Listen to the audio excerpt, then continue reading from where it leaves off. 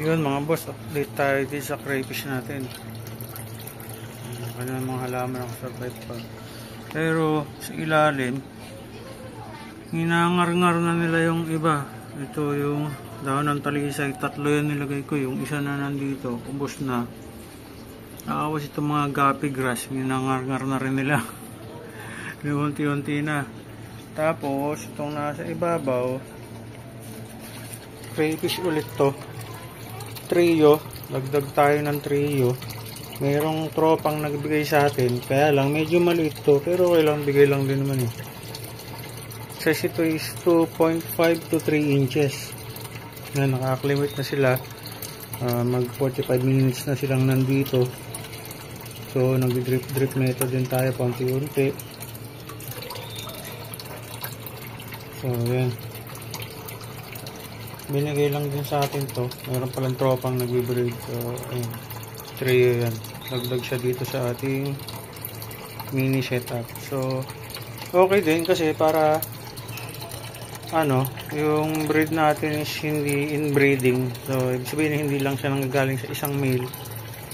Sabihin ayan na, mayroon na rin isa pang male. So kasi pag puro inbreeding yung nangyayari, yung mga lumalabas na anak is magiging maliit. So pangit pag ganun, maliit. So okay na yan. Although ito pinakamaliit yata yung male dito, 2.5 pa lang to eh. Yung 3 inches na. Expect natin na hindi pa muna yan makakapag-breed. Okay, binigyan din tayo ng previous na tagakain ng lamok, mollies, tsaka maraming maliliit eh. Maliliit yan, hindi ko alam kung mollies pa rin yan o guppies. Na binigay din na guppies sa atin, mga male. Nalagay ko na yung iba. Ayan ayan, may male na guppy, di ko alam tawag yan, pero parang kulay blue siya or something. Kasi yung trio natin na red dragon snake skin, hindi ko na makita yung male. Ito yung iba. Ayan, yung black mollies. Tapos may mga female din na mollies. Ayun yung ibang guppies na male. Yung iba may chip na yung buntot, pero ano yun dyan, tagakain lang naman din ng lamok. Kung dumami, di mas okay, may pang out din tayo. Kung hindi, walang problema, basta may tagakain tayo ng lamok. Hindi natin nilalagay lahat kasi mag overcrowded na. Tapos yan, update yung mga maliliit, nilagay ko na rin, bahala na. Sana doon lang sila tumambay sa may guppy grass kasi higupin sila ng pump. So ayan yung mga nauna natin na crayfish. Ito yung male. Ayan, kanya-kanyang butas na silang tinatambayan. Ayan, kita nyo itong dahon ng talisay nangar-ngar na rin unti-unti. So lalagay na natin tong binigay sa atin, pakawalan na natin. Sana makasurvive, hindi mabuli ng gusto. Well, marami namang hides. So update tayo dito kung ano mangyayari. So pakawalan na natin dito banda sa may mga hides para rekta sila sa may mga hides. Dito. Yan. Sana makasurvive, hindi mabuli ng gusto.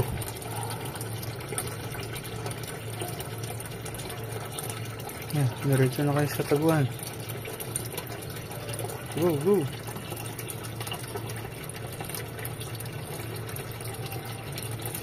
Okay, muna na yung isa. Yun din. Yung pinakamaliit ang umuna. Male yun. Ito, 3 inches female. So ayan, para direkta sila sa may taguan. Hindi sila mapagtripan ng malaking male. Pinakamalaki kasi dito yung male na kinuha natin. So ito dahon to ng saging. Hindi ko na siguro sama yan. May naman tayo ng talisay dun eh.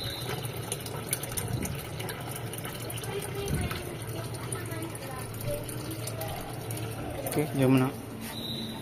So sana hindi mabuli. Ayan na, gumagalaw na agad yung male. May nakita na agad siyang bago. Ito yung male, yan yung pinakamalaki kong male. Ayan na.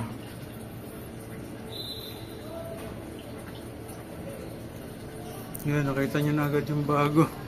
Hinahabol na. So sana hindi mabuli, hindi mamatay.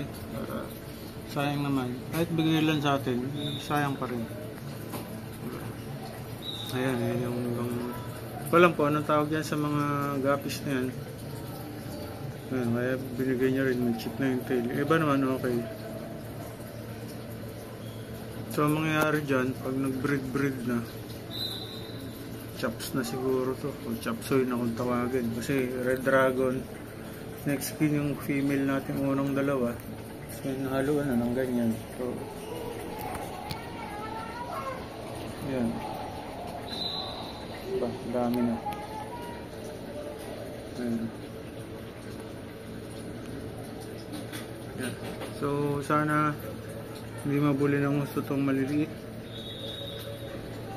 Ganap na kayo ng hides nyo dahil nakaabang na yung malaking male. So na, ayun, nakapwesto na yung isa dun sa taas. Ayan, kung nakikita nyo. Ayun o, ayan, nakapwesto na yung isa. Pahanap na siya ng mga pwestuhan niya. Ayun din yung isa. Ayun. So ito na lang isa. Hindi nakakahanap ng kanyang taguan. Huwag siya lang mabuli. Ayun o. Kumamba na agad to. So yan lang muna. Update lang ulit tayo kung anong nangyayari dito sa tank natin. Itong setup ko is 35 gallons lang to na may overhead filter at maraming water lettuce na binigay ng tropa rin. Tsaka guppy grass. Ayan o. Nangangar-ngar na nga rin yung guppy grass. Lumuunti na. Pag sinilip mo na madaling araw, ayan o, putol lang o. Sinilip mo na madaling araw, wala na. Yung mga nakababa dyan, pinakain na nila. So, ayan. Okay, update na lang tayo. Ayan, sorry ko dyan isa. Ayan siya. So, ayan. Update. Pag may nangyayari kakaiba dito, or kung ano mang dadagdag na sa setup, or babawasan, or kung ano man. Ayan. Okay, thank you.